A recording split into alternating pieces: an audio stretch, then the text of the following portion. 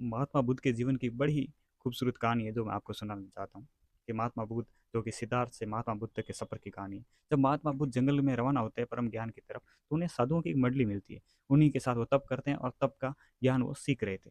उसी दौरान उन्होंने भी पीले वस्त्र ग्रहण कर लिए थे, धारण कर लिए थे उन्होंने, और पास ही में वो तपस्या कर रहे थे। वो जंगल में तपस्या करने के दौरान एक कन्या वहां से गुजर रही थी। उसके हाथ में एक बर्तन था जिसमें दूध था, कुछ फल थे।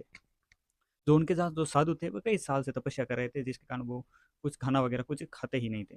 लेकिन वो कन्या गुजरते हुए एक नवयुवक जो अभी अभी साधु बना था, तो उन्होंने पूछ लिया कि क्या आप खाएंगे। साधु को, महाराज को पूछा कि आप कुछ खाएंगे।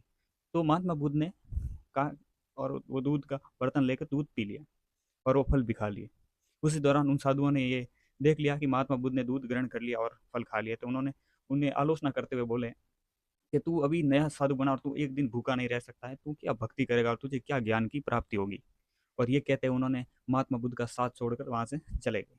ये बात महात्मा बुद्ध को कहीं ना कहीं चुभ गई और उन्हें लगा कि वाकई में वो ज्ञान के लायक नहीं है। और वो एकांत में एक पीपल का वृक्ष था, वहीं पर बैठ गए और उन्होंने 2 साल तक बिना कुछ खाए और पिए लगातार तप किया। और जब तप करने के दौरान जब उन्हें परम ज्ञान की प्राप्ति हुई, और उस ज्ञान की प्राप्ति के बाद जब उन्होंने पहला प्रवचन जो वाचन किया उन्होंने, वो उन्हीं साधुओं को सुनाया जो साधु उस समय उन्हें छोड़ कर गए थे। और जब उन साधुओं ने देखा कि ये वही नवयुवक है जिसका साथ हमने इसलिए छोड़ दिया क्योंकि उसने उस समय दूध ग्रहण कर लिया था, लेकिन उसको ज्ञान की प्राप्ति हो गई और हमें अभी तक नहीं हुई। तो ये प्रश्न देखकर सीखना चाहिए कि ज्ञान की कई बार रास्ते अलग होते हैं, और कई बार ज़्यादा तप और सच्ची श्रद्धा के साथ में आपको ज्ञान की प्राप्ति जल्दी भी हो सकती है।